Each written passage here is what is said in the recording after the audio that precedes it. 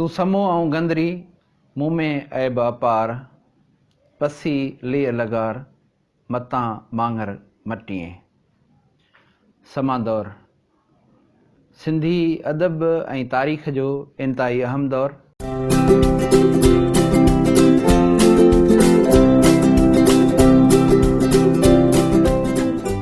1351 में हमीर सुमरे खां जाम उन्नड़ हुकूमत वठे थो ऐं हुकूमत जो इहो सिलसिलो 1520 ताईं जारी रहे थो ऐं जाम फ़ेरोज़ जंहिंजे लाइ चवंदा आहिनि त जंहिं वटि का बि दूरंदेशी न हुई ऐं पंहिंजे ई सिपह सालार पंहिंजे ई जर्नेल दुल्हे दरिया ख़ान ते भरवसो न करे हिन अरगुननि जे हथां पंहिंजी हुकूमत पंहिंजो राज पूरो करायो।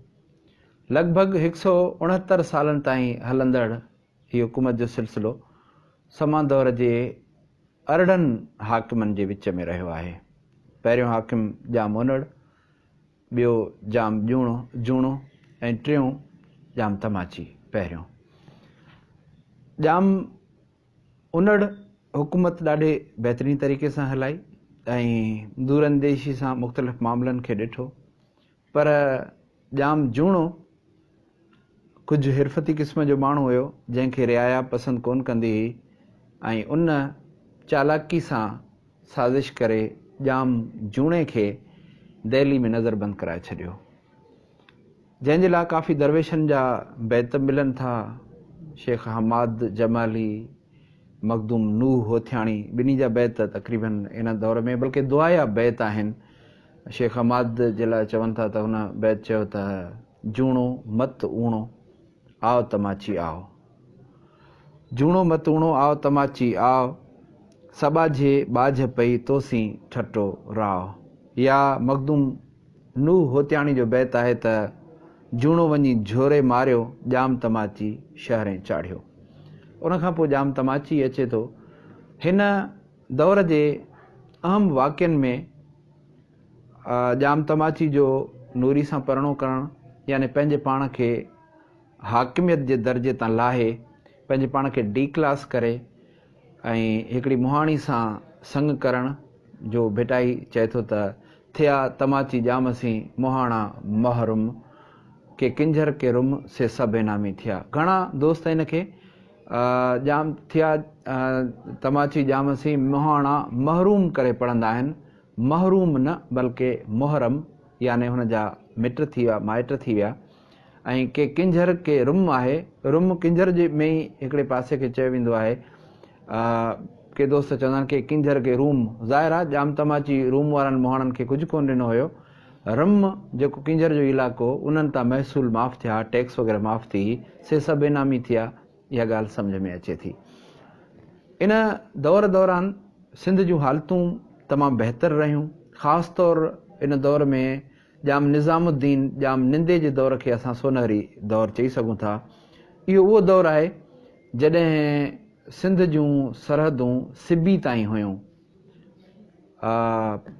जर्नेल दुल्हे दरिया ख़ान सिबी ताईं जेका सो हमला कया ऐं सिबी खे सिंध जे सरहदुनि सां मिलाए छॾियो।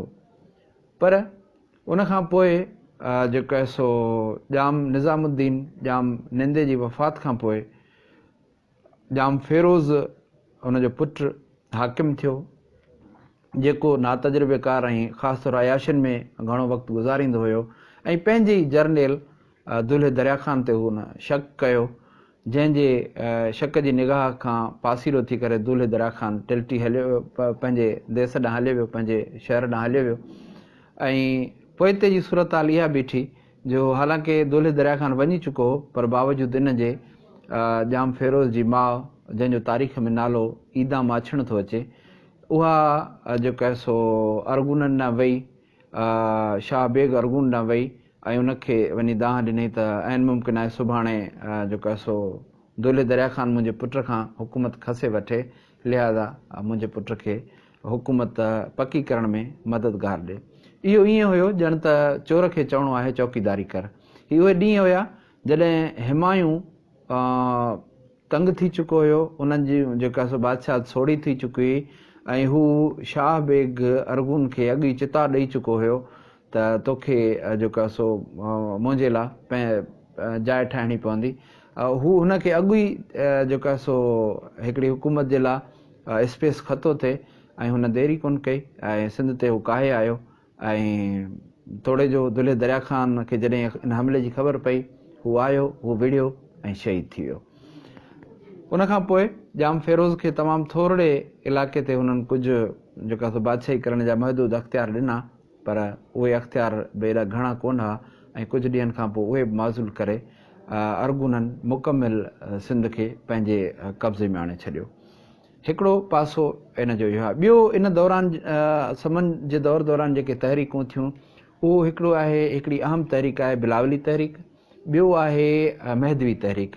महदवी तहरीक ऐं बिलावली तहरीक ॿई हिक ॿिए जा ज़िद आहिनि। महदवी तहरीक महदी जौनपुरी हलाई हुई, जंहिं नौज़बिल्ला अची दावा कई त आउं इमाम महदी आहियां ऐं जंहिं हिते जेको आहे सख़्तु मुखालफ़त जो मुंहुं ॾिसणो पियो। ख़ासि तौरु हिन जो जेको वॾे में वॾो हिन जो साम्हूं थी बीहण वारो मुक़ाबिलो करण वारो माण्हू हो उहो हुयो मखदूम बिलावल, जंहिंखे बाद में साज़िशूं करे हुन ते हिकिड़ी कूड़ी तोहमत हणे करे हुनखे घाणे, बल्कि हुन खां पाण खां ई उन जेको आहे सो हुन ते सही वरिती वई त जेकॾहिं कोई माण्हू ख़ुदा न ख़ास्ता नौज़ बिल्ला पेरनि में क़ुर जी बेहरुमती करे त उन्हनि जी कहिड़ी सज़ा हुअणु खपे, त हुन चयो त उहो ज़ाहिर आहे घाणे में पीड़ाइण जहिड़ो आहे त हुन जी मखदूम साहब जी पंहिंजी जुती में कंहिं मोची खां साज़िश तहत के अरबी जा औराक हुन में सिबाए छॾिया हुआ। चए त इहो कमु त तूं थो करे, तूं पंहिंजी जुती ॾेखार। ऐं जुती जॾहिं खोली वई त उहे अरबी औराक हुन मां निकिता जेके साज़िश तहत आंदा विया हुया ऐं मखदूम साहब खे घाणे में पीड़ायो वियो।